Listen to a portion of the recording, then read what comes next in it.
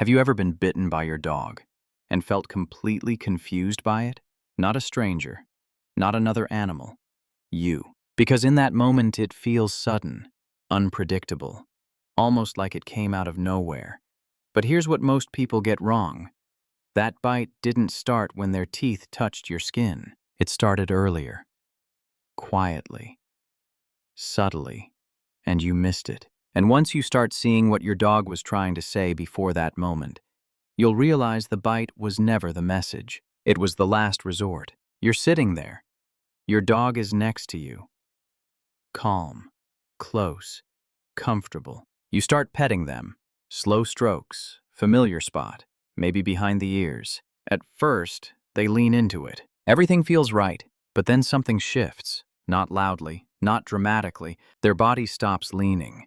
Their muscles tighten, just a little. Their tail slows down.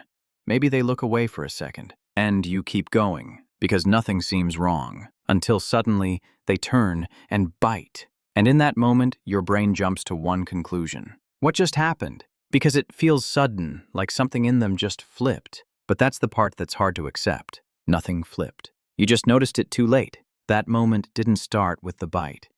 It started earlier, quietly. When your dog first tried to say, "That's enough." But dogs don't say it the way you expect. They don't push your hand away. They don't say stop. They don't make it obvious. They whisper. A slight shift in weight, a pause in movement, a change in breathing you almost can't see. And here's what most people never realize. Those signals are not random. They are intentional. Your dog is trying to stay close to you without crossing their own limit. So they give you chances. Small ones, quiet ones. And when those get ignored long enough, the message has to change. Not louder, clearer. And sometimes that clarity comes with teeth. Now here's where it gets uncomfortable, because sometimes the bite didn't come from stress or fear or even discomfort. It came from something you taught without realizing it. Think back for a second. When your dog was smaller, easier, softer, you moved your fingers in front of them. Let them chase your hand. Maybe you laughed when they pounced.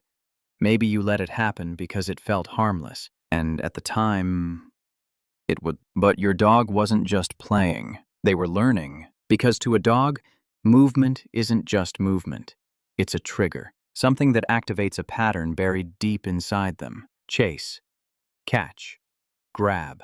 And your hand became part of that pattern. Not your fault, not intentional, but consistent. So, now, fast forward. Same movement, same instinct, but a stronger jaw, faster reaction, less hesitation. And suddenly it's not cute anymore. It hurts. And here's the part most people never see. When your dog bites your hand during play and you pull away fast, you're not stopping the behavior. You're completing it. Because from their perspective, the thing they grabbed just came alive. It moved.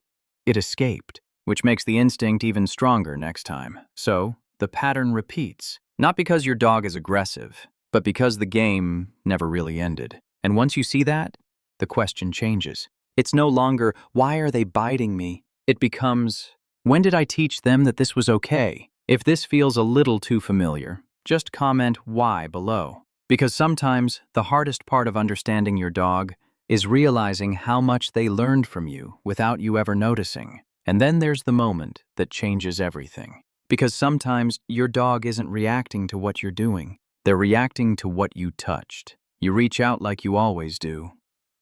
Same place. Same movement. Maybe along their back. Maybe near their shoulder.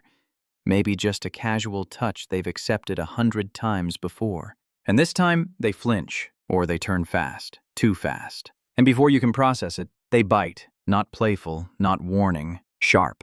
And it leaves you thinking, that's not like them. Exactly, because it's not. What most people don't realize is this. Dogs don't show pain the way you do. They don't complain. They don't point to where it hurts. They don't slow down in ways that are obvious. They hide it. They still greet you. Still walk, still act, normal, until you touch the one place that isn't. And in that moment, the reaction isn't about you. It's about protection. Because to them, pain isn't something to explain. It's something to guard. And the only tool they have to create distance is their teeth. So what looks like a sudden change in behavior is often the first visible sign of something deeper, something you couldn't see, a joint that aches, a tooth that's infected, a spot that's been sensitive for days or weeks. And here's the part that hits hardest. Before you understood this, you might have thought they're becoming aggressive, but they weren't. They were coping quietly, patiently, until they couldn't anymore. And that bite? It wasn't the problem. It was the first time they couldn't hide it. And then there's the kind that feels the most confusing, because this time, there's no build-up, no slow shift, no clear signal. Just a moment, and then a reaction that feels way too big for what just happened. A noise, a sudden movement, someone getting too close, too fast. And your dog snaps, not warning, not hesitating, just instant. And from the outside, it looks like aggression, like they chose that reaction. But they didn't, because in that moment, your dog isn't thinking. They're surviving. Their body drops lower, ears pull back, eyes widen just enough to show something underneath. Not anger, fear, the kind that doesn't ask questions, the kind that doesn't wait. It just reacts. And here's what most people miss. Fear doesn't always come with a warning, because when fear gets strong enough, the part of the brain that would normally signal first shuts off. There's no growl, no pause, no second chance to read it, just action. And that's why it feels so sudden. Because you're expecting communication, but your dog has already moved past that point. They're not trying to send a message anymore. They're trying to create space, distance, safety, relief. And the only way they know how is to make whatever scared them go away, even if that thing is you. And once you see it like this, something shifts, because it's no longer about why did they react like that. It becomes, what did they feel that I didn't see in time? And then there's a moment that looks almost the same, but feels completely different. Your dog is lying next to you, quiet, relaxed, no tension anywhere. They shift a little closer, rest their head near you, and then, gently, they take your hand in their mouth. No pressure, no speed, just a soft hold. Maybe a few slow, careful nibbles, barely there. And if you didn't know better, you might pull away. Because teeth are teeth. But this isn't the same language. There's no stiffness, no urgency, no need to create distance, only closeness. Because sometimes, when a dog feels completely safe, they don't just stay near you, they reach for you, in the only way they know.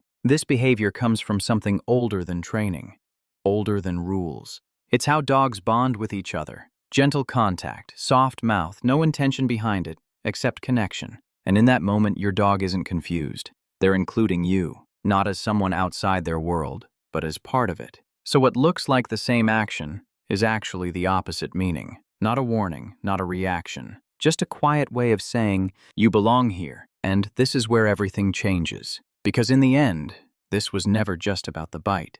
It was about what came before it. The signals you didn't see, the patterns you didn't realize you created, the pain you couldn't notice, the fear you couldn't feel, and sometimes, the closeness you almost misunderstood. The same action, the same teeth, but completely different meanings. And maybe that's why this matters so much, because your dog has been communicating with you this whole time, just not in a way you were taught to understand. So the question isn't, why did they bite? It's, what were they trying to tell me before it got to that point?